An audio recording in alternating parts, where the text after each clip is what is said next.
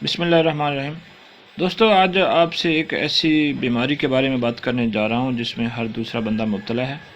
आज के इस सुस्त दौर के अंदर जिसमें लोग एक्सरसाइज से भागते हैं, ज़्यादा अच्छी खुराक खाते हैं और चटपटी मुर्गान ग़िज़ाएँ ज़्यादा पसंद करते हैं, लेकिन उनकी एक्सरसाइज ना होने के बराबर है, तो जिसकी वजह से कब्ज़ की शिकायत हो जाती है। ख़ास तौर पे ख़वातीन को इस बीमारी का ज़्यादा सामना है, क्योंकि उनकी बिल्कुल भी एक्सरसाइज नहीं है, खाना पीना अच्छा खाने के बाद घरों में बैठ जाती हैं।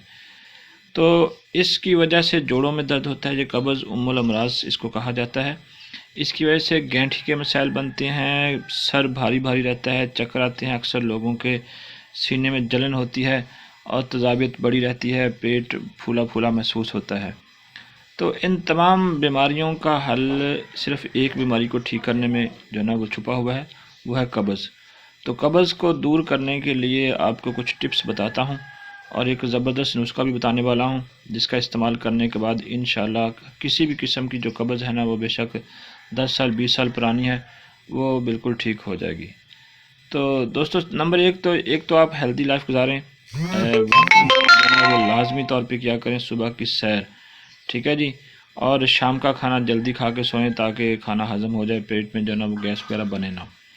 तो चलें, अब चलते हैं नुस्खे की तरफ। अगर किसी को कब्ज़ रहती है मुश्किल बुनियादों पे, तो आप लोगों ने क्या करना है, 3 से 4 चम्मच जो है ना वो आपने लेना है सौंफ, और 2 कप पानी के अंदर इसको अच्छे तरीके से उबालना है। जब वो 1 कप रह जाए तो ये एक चीज़ है कैस्टर ऑयल।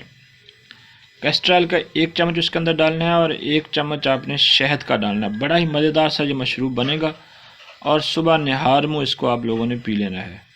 इससे ना सिर्फ आपकी कब्ज़ ख़त्म हो जाएगी, बल्कि मैदे के जितने भी जुमला अमराज हैं वो ठीक हो जाएंगे। अगर आप मोटापे का शिकार हो रहे हैं तब वो भी ठीक होना शुरू हो जाएगा। तो इसका इस्तेमाल जो है ना वो लाजमी तौर पे करें जिनको कब्ज़ रहती है, तो इंशाअल्लाह गारंटी है कि कब्ज़ बिल्कुल भी नहीं रहेगी और आपके मैदे के जितने मसाइल हैं वो सारे के सारे ठीक हो जाएंगे। तो कब्ज़ से बचने के लिए ज़रूरी है कि आप मुर्गान ग़िज़ाएँ कम से कम इस्तेमाल करें, चटपटी चीज़ों से परहेज़ करें, तली हुई चीज़ों से परहेज़ करें, ठीक है जी। और अंतड़ियों में खुश्की ना होने दें। कोशिश किया करें कि महीने 2 महीने बाद 2 चम्मच बादाम रोगन जो है ना वो दूध में मिला के पी लिया करें। इससे आपके अंतड़ियों की जो खुश्की है ना वो दूर हो जाती है और कब्ज़ की शिकायत पैदा नहीं होती। इसी तरह कब्ज़ जो है ना ब्लड प्रेशर के मसाइल का सामना भी उनको करना पड़ता है जिनको कब्ज़ रहना शुरू हो जाए। तो ब्लड प्रेशर से भी महफूज रहेंगे ये वाला जो नुस्खा आपको बताया है सौंफ वाला, ठीक है जी। और सुबह की सैर लाजमी अपनी ज़िंदगी में शामिल करें, टेंशन से पाक ज़िंदगी गुजारें ताकि आप किसी भी तरह की जो ना आपकी सेहत ख़राब ना हो। तो दोस्तों, अगर ये वीडियो आपको अच्छी लगे तो फिर हमारे चैनल को सब्सक्राइब कीजिए।